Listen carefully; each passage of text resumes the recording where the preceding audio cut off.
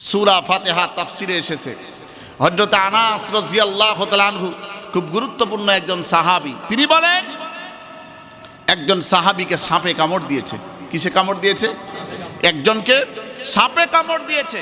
হযরত আনাস রাদিয়াল্লাহু তাআলা আনহু বলেন, আমি বিসমিল্লাহ বলে সূরা ফাতিহা 3 বার পড়ে, আমি বিসমিল্লাহ বলে সূরা ফাতিহা 3 বার পড়ে আমি ফু দিলাম, সঙ্গে সঙ্গে সাপের বিষ পানি হয়ে গেল। তাহলে বিসমিল্লাহির রহমানির রহিম এই সূরা ফাতিহা এর গুরুত্ব কম না বেশি? ও মুসলমান ভাইরা, যেই কথাটি বলতে চাচ্ছিলাম, আমার নবী বিশ্বনবী মুহাম্মদ সাল্লাল্লাহু আলাইহি সাল্লামের চরিত্র কেমন ছিল, আদর্শ কেমন ছিল, আর আমার নবী বিশ্বনবীর আদর্শতে এমন প্রেমে পড়েছিলেন শাহবাজ মাইনরা, এমন আদর্শ দেখাইছেন, আর তারা এমন ঈমান এনেছেন সাহাবীরা যে ঈমানের মাধ্যমে আল্লাহর নবীর জন্য জীবন দিতেও তারা চুল পরিমাণ চিন্তা করে নাই।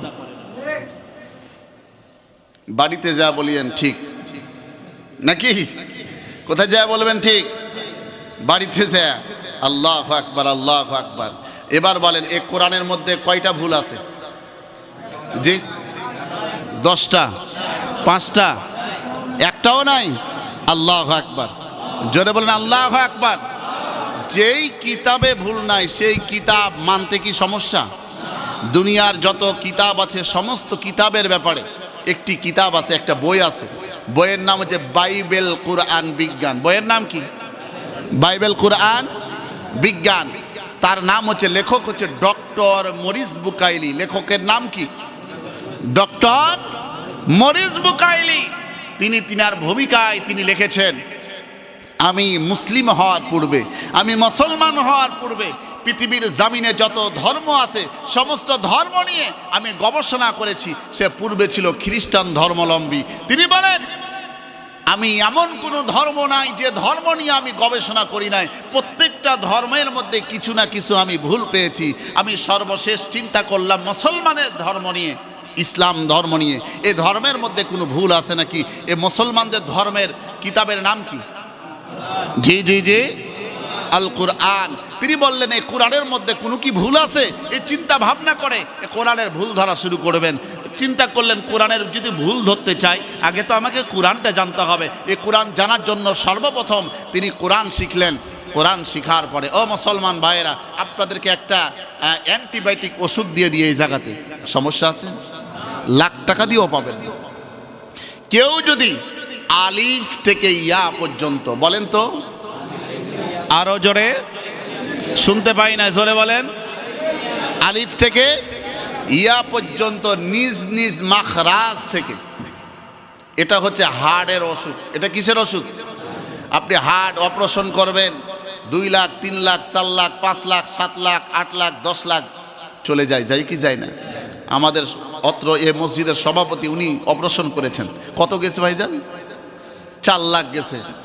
আল্লাহর নবী বিশ্বনবী বলেন, কোন মুসলমান, কোন আল্লাহর বান্দা বান্দি যদি আলিফ থেকে ইয়া পর্যন্ত নিজ নিজ মাখরাজ থেকে সকাল দুপুর সন্ধ্যা রাত্রিবেলা ঘুমানোর সময় দিনে 24 ঘন্টায় 3 বার যদি আলিফ থেকে ইয়া পর্যন্ত নিজ নিজ মাখরাজ থেকে তারা যদি তেলাওয়াত করে, আলিফ বা তা সা জিম হা খ, এইভাবে যদি পড়ে ইয়া পর্যন্ত, আল্লাহ সুবহানাহু ওয়া তাআলা তার জীবনে কোনোদিন হার্টের অসুখ দিবেন না। কিসের অসুখ দিবে না ভাই? হার্টের। তাহলে এই আমলটা আমরা করব না ভুলে যাব? লাখ লাখ টাকা দিও, লাখ লাখ টাকা দিও এরকম ওষুধ অ্যান্টিবায়োটিক পাবেন না। দুনিয়ার সমস্ত ওষুধ ফেল যেতে পারে, কিন্তু কোরআন হাদিসের অ্যান্টিবায়োটিক ওষুধ কখনো মিস কি? আপনারা কি বলেন? আপনাদের বিশ্বাস কি মিস হবে? হবে না। তাহলে বলুন আল্লাহু আকবার। এবার আসেন, ডক্টর মরিস বুকাইলি এ কোরআন নিয়ে গবেষণা করলেন। গবেষণা করার পরে কোরআনের ভুল ধরতে আসলেন। এই কিতাবের মধ্যে, বাইবেল কোরআনের মধ্যে উনি উল্লেখ করলেন, কোরআনের ভুল ধরতে এসে আমার জীবনের সমস্ত ভুলগুলো ধরা পড়ে গেছে। কি বললেন? কোরআনের ভুল ধরতে এসে আমার জীবনের সমস্ত ভুল ধরা পড়ে গেছে, বলুন সুবহানাল্লাহ। এবার আসেন, কুরআনুল কারীমের এমন একটা কিতাব আল্লাহ সুবহানাহু ওয়া তাআলা আমাদেরকে দিয়েছেন, যেই কিতাবের শুরুতে আল্লাহ চ্যালেঞ্জ করলেন। আমরা যে বই লিখি, যারা বই লেখে লেখক, বইয়ের শুরুতেই লেখা তারা নিজেদের মতামত সেই জায়গাতে আপনার উল্লেখ করে কি, এই কিতাবের মধ্যে, এই বইয়ের মধ্যে কোনো যদি ভুল ত্রুটি পান আমাদেরকে ধরিয়ে দিবেন দয়া করে, ঠিক না বে ঠিক?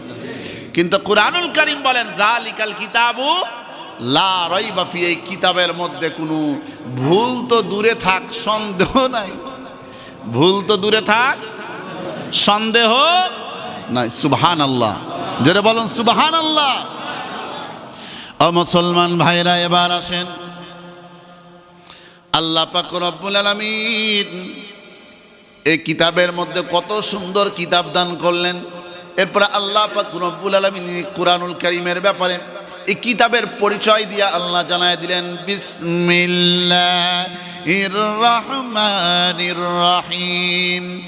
আর রহমান আল্লামাল কুরআন খলাকাল ইনসানা আল্লামাহুল বায়ান। আশ-শামসু ওয়াল কমারু বিহুসবান ওয়ান নাজমু ওয়াশ-শাজারু ইয়াসজুদান। তিনি কুরআন দিয়েছেন, নাজিল করেছেন, যিনি বয়ান করেছেন। সুবহানাল্লাহ। কাদের জন্য বয়ান করেছেন? তামাম পৃথিবীর মানুষের জন্য বয়ান করে জানায় দিলেন এই কিতাবের বিষয়ে, বলুন আল্লাহু আকবার।